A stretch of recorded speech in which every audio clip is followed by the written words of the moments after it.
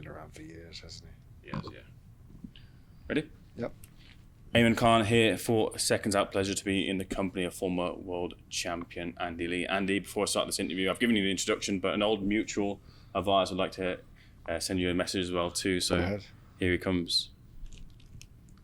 What's the crack, Andy? The main man like Eamon Khan, who's a big man in the game now, in the boxing YouTube space for Seconds Out. Suggested that I send you over a voice note. So listen, mate, hope you're doing good. Actually, this is a response because I know you sent me a photo a while back of you and John Lambert, who directed the dropkick video, which you starred in, which is probably, I don't want to speak for you, but probably one of the big highlights of your career.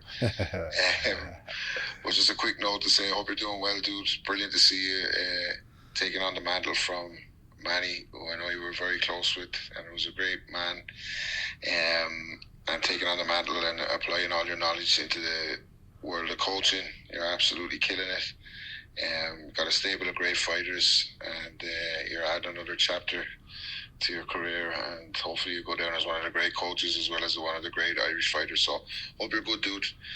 And Ames, you can send me that by Revolut, Cash App or PayPal. That's from Rob Kelly for those who don't know. You and Rob go way back, right?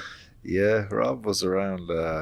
I first came back to Ireland as a pro for 2007 or something in the Point Theatre. That's what it was called back then. Now the Studio 2. But I'm not sure how Rob came, but he was everywhere with us. He was backstage. He was in the dressing room, and Emmanuel really liked him. Yeah, they got on like a house on fire, really. So yeah, a lot of good memories of Rob. I'm sure you got a lot of good memories of Detroit. I actually visited Detroit a few weeks back. I was there for the Clarissa Shields fight. Unfortunately, I couldn't go to the old Kronk gym because it shut down, and I think there was a fire that broke out in 2017. I did speak to Sugar Hill, and he was saying that he'd hoped that the local kind of authority, the council, would turn it into like a landmark and it would be kind of preserved. But now there's a new Kronk there, which obviously keeps the legacy going, but the old Kronk doesn't remain anymore.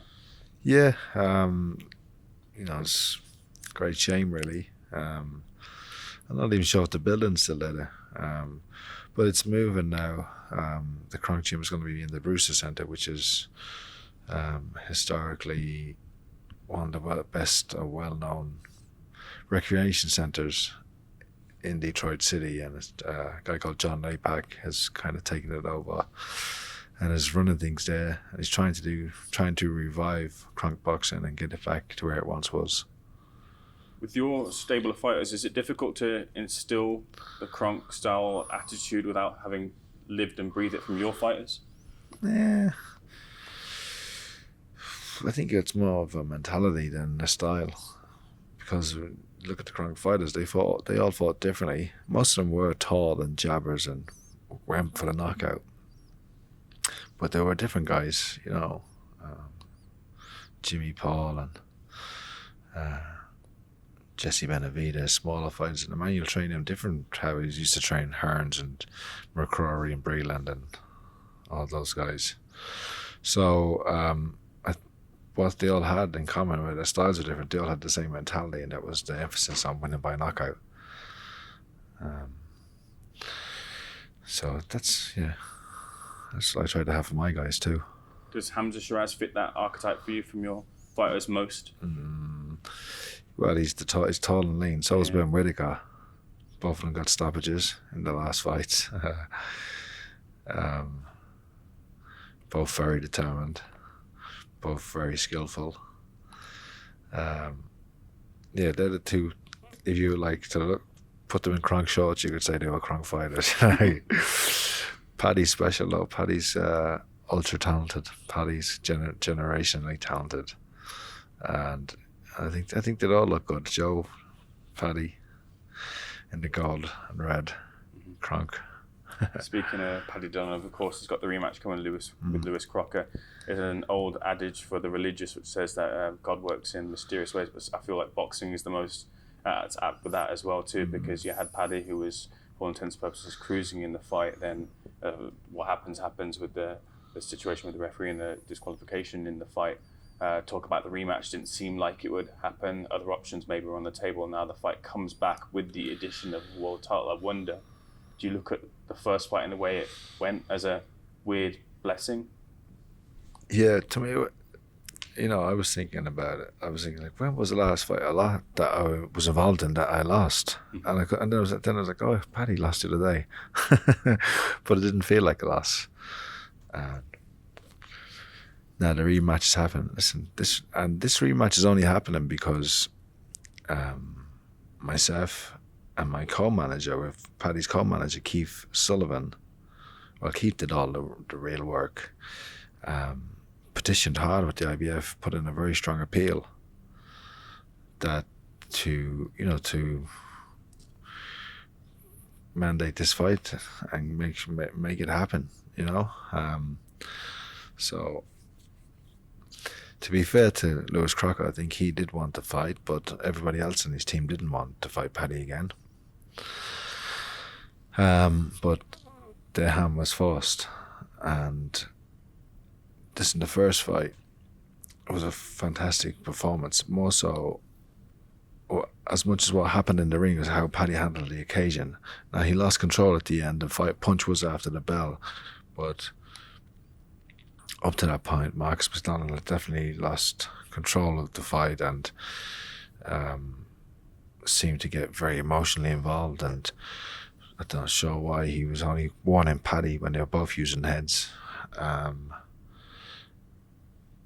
Anyway, it went the way it went, and things have worked out the way they have now, due to Keith Sullivan's hard work in getting this rematch. And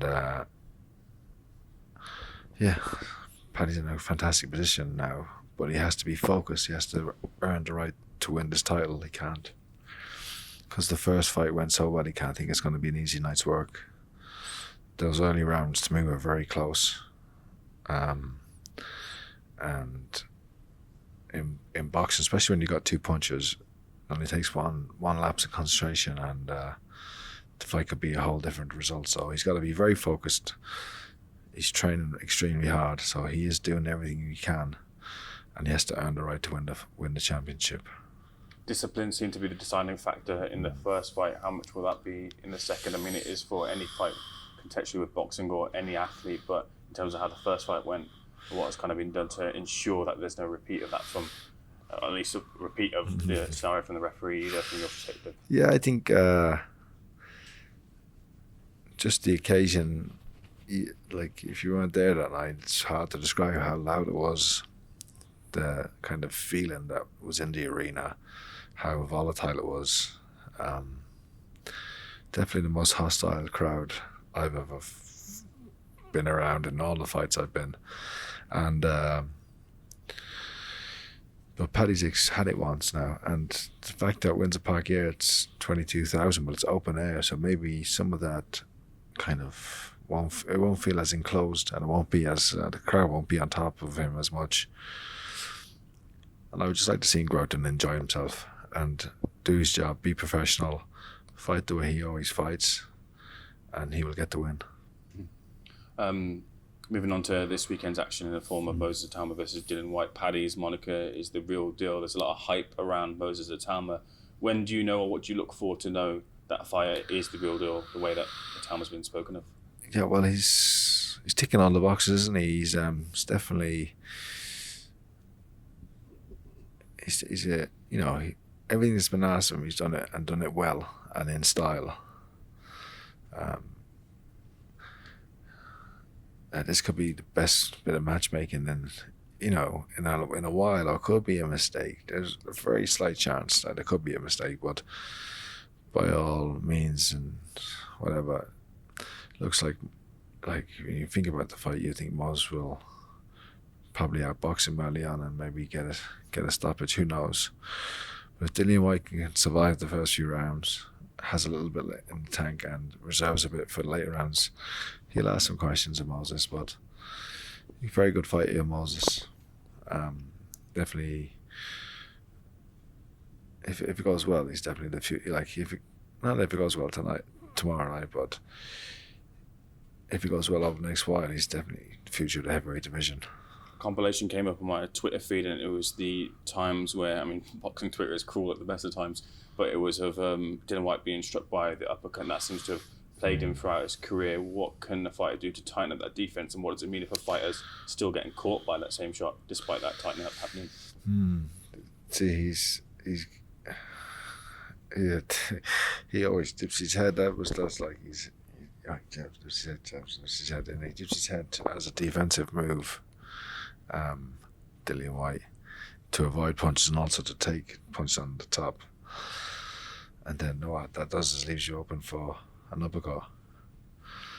Keep your eyes open, keep your eyes on your opponent, lock eyes with him, and that's where your eyes stay until the bell rings. That's what I would say. Would you say that Moses Itauma, should he come through with a victory against Dillian, is ready for someone of the like of Alexander Usyk? Don't know about Usyk. I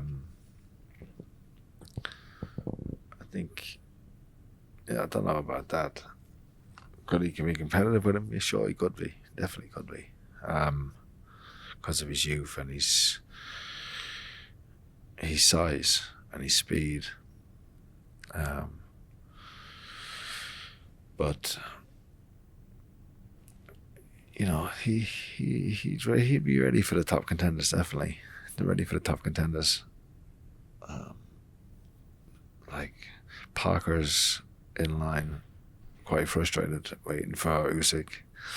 Now there's been some talk of Joe and Moses possibly fighting. That would be a good fight for both of them, a risky fight for both guys. So we'll see. We'll see what happens. When it comes to Moses Itauma and his weight, what have you kind of garnered from looking at him? Do you think he is at an optimum weight? Do you feel that he's... I don't know what weight he's going to be. We'll see when he weighs in tonight, but he looks a bit trimmer or something, does he? Does he look a bit slimmer? I think he normally feels that the heavy, if he doesn't feel natural at that weight, feels a bit chubby, is the word he's used before. Yeah. But in the context of the other heavyweights... He will know what's best for him. I do believe heavyweights have a optimum, even though they can be any weight they want, I do believe there is an optimum weight for each of them, that they fight best at. So we'll see. Just going back to Hamzah, I don't know if you've seen some of the comments coming from Edgar Berlanga surrounding the left hand wrap of Hamzah Sheeraz. I just wonder what your reaction is to some of Edgar's comments about that. I'm not going to give it any fuel or anything. It's you have to find some way to cope with the loss, especially when you talk so much before the fight. But it's pretty pathetic, really. Mm-hmm. Andy, very lastly, Eubank Jr. and Conor Benn will step back in the ring for a second time. Off the back of the first fight, do you think anything changes, given that the terms are also the same the second time around too? Yeah, I think, again, a rematch.